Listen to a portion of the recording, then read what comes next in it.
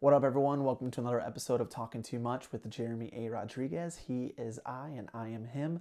And I'm going to be talking to you about UFC Fight Night, Lewis versus Blaydes, or Blaydes versus Lewis, as you will call it. But seeing as how Derek Lewis won via savage knockout in the second round with the power shot uppercut, I mean, wow, fantastic performance from Derek Lewis. In my last video, which you probably didn't see, I predicted that Curtis would likely have the skill set advantage and be able to impose his will and get Derek out of there at some point. That's so casual right there.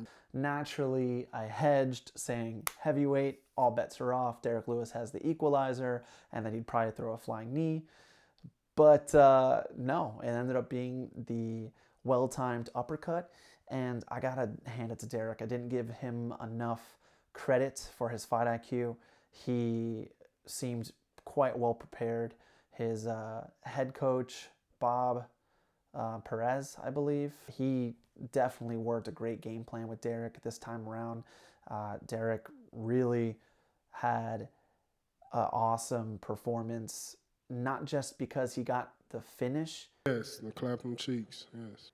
But also because he seemed quite mindful of what Curtis wanted to do. And we all knew what he wanted to do. He wants to take you down, beat you up. And while Curtis did show some good things via stand-up, it ultimately wasn't enough. Anytime Curtis was backing Lewis up, I mean, Derek kind of like welcomed it.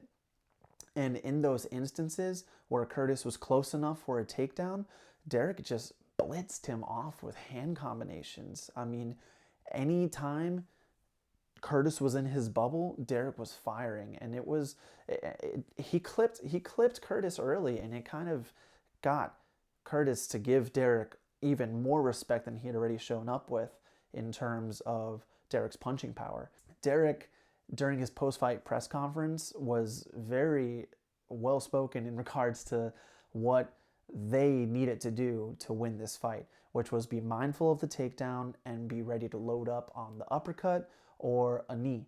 So at least I wasn't wrong in terms of expecting a knee from Derek, or at least in believing that he would be planning to throw a knee for Curtis's takedown. All I was waiting on just for him to shoot. So I didn't care about anything else. I was just waiting on him to shoot, throw the uppercut or knee. So we knew it was coming. Derek really shocked me here. Not in the sense that I didn't think he could get it done, but how much he seems to have grown. Up my blue belt and my All-American wrestling skills. Since the Ilir Latifi fight, in beating Alexei Olenek, and then now beating Curtis Blaydes, who, I mean, honestly, I thought Curtis Blaydes was, you know, if not going to be the number one contender, the number two contender. And I obviously, you know, would have to give Jones the number one contender position, because that's straight up what Dana has intimated is the game plan, even though John Jones kind of walked it back on Twitter, talking about how he'd love to fight for the UFC again, but still, you know, that's just negotiation, posturing, nonsense, yada, yada, yada. But anyway, business aside, I love that Derek actually took his shot to call out John Jones at the end of the fight, and I would find to be interesting. I'm personally not a big fan of John just moving up weight class and getting an instant title shot. I think John Jones versus Derek Lewis has some selling power. John Jones would certainly be the favorite, and it also gives John an opportunity to get his feet wet at heavyweight with a fighter that he frankly has the skill set advantage against. Now, Derek is a big ass heavyweight. I mean, the dude cuts to 265. This isn't a, you know, comfortable big guy who can't make 205 and just hangs around in the 240s. No, I mean, Derek cuts weight and, you know, has the power to show for it. Certainly, he is now tied for most knockouts in UFC history. So not only does he have the heavyweight record, but now he's tied for most knockouts in UFC history with Vitor Belfort, which is pretty awesome. I mean, a heck of an accomplishment.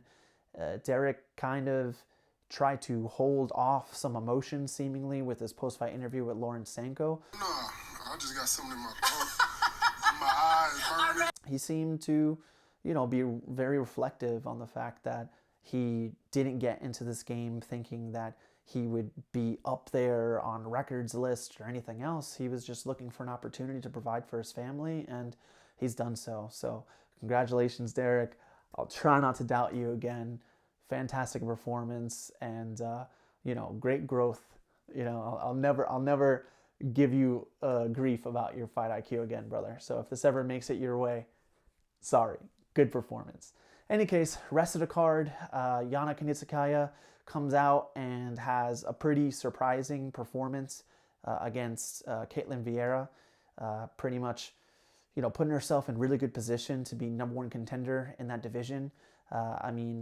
Juliana Pena is going to be fighting Holly Holm coming up soon, and that is seemingly a number one contender fight, but predictions suck, right? I already got the last one wrong, but I'd imagine Holly Holm would do enough to dot up Juliana. She's really strong and sound defensively. She's not the same fighter that she was when she lost to Miesha Tate when she lost the belt. So I would anticipate the UFC leaning towards the fresher matchup, maybe giving Yana a shot, or maybe another number one contender fight. Who knows? That division is desperate. They need something.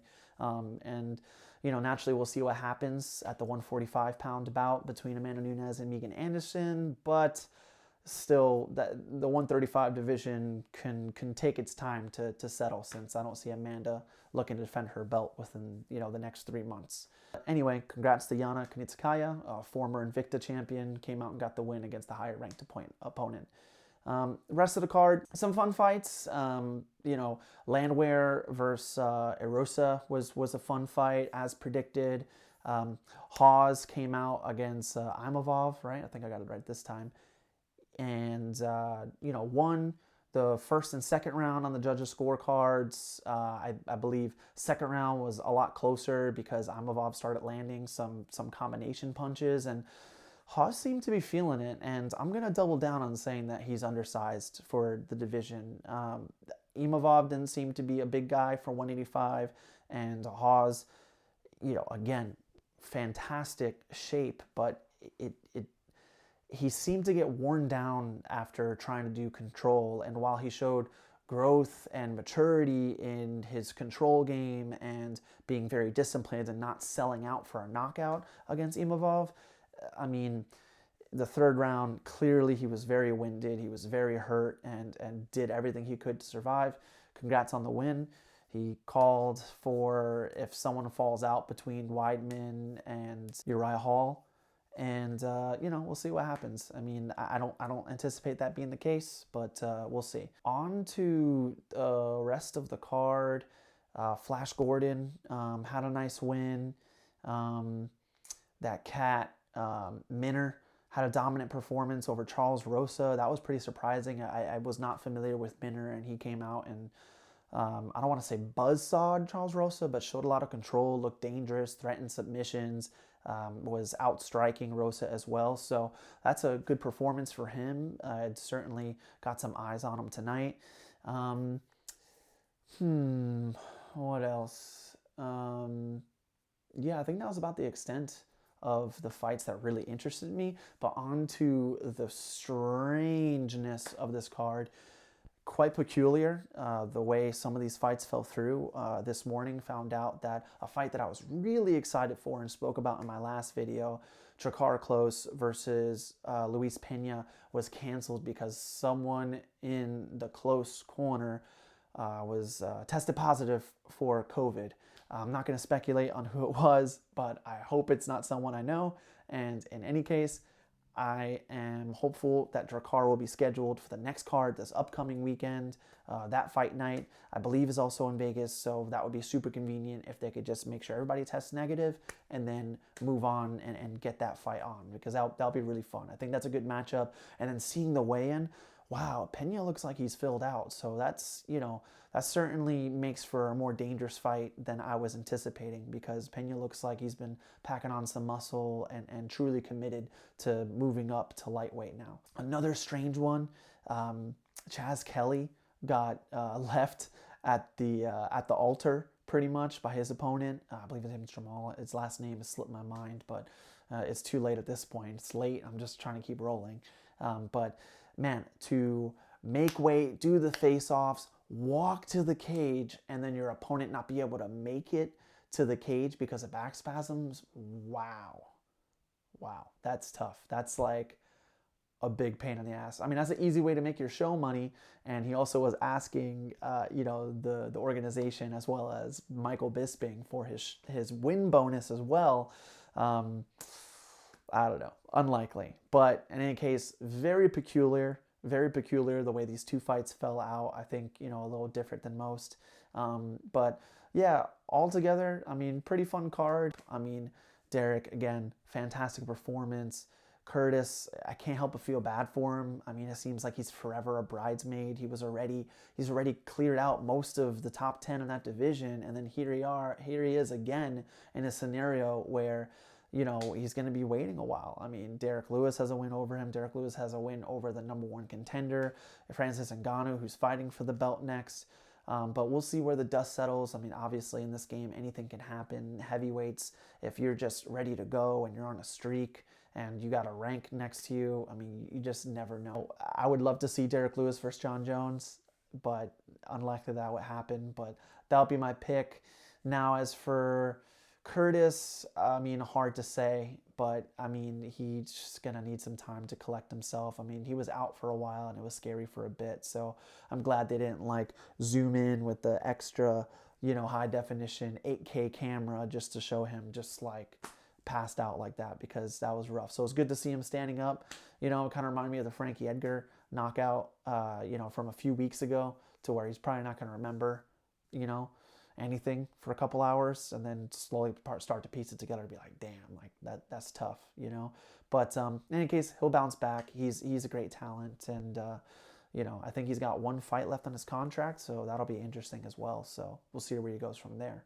But since my first video a couple weeks ago, some stuff has happened in terms of movement in the 170-pound division. Leon Edwards versus Bilal Muhammad. Interesting fight. Bilal Muhammad's going to come in great condition and improved, striking against Leon Edwards, who, of course, is looking to make a statement and be like the next number one contender, especially now that Usman and Masvidal's negotiations seem to kind of hit a roadblock earlier today with, Usman saying, I don't feel like being generous anymore, and Masvidal, saying like, oh, he doesn't want it. So, I mean, who knows? Bunch of posturing. It's just negotiations. If they end up doing the Ultimate Fighter, great. If they don't, whatever, I mean, I would also love to see Colby get in the mix. I mean, there's just so much movement that I would love to see, but I'm really happy for Leon that he got a fight, and we'll see where it goes from there. But on the horizon, you got the next fight night, but truly, I have my sights set for UFC 259. I am so stoked. I mean, anytime there's multiple belts on the line or a champion versus champion fight, like, you gotta get pumped. So in any case, thanks for rocking with me, and look forward to catching you at the next one. Peace.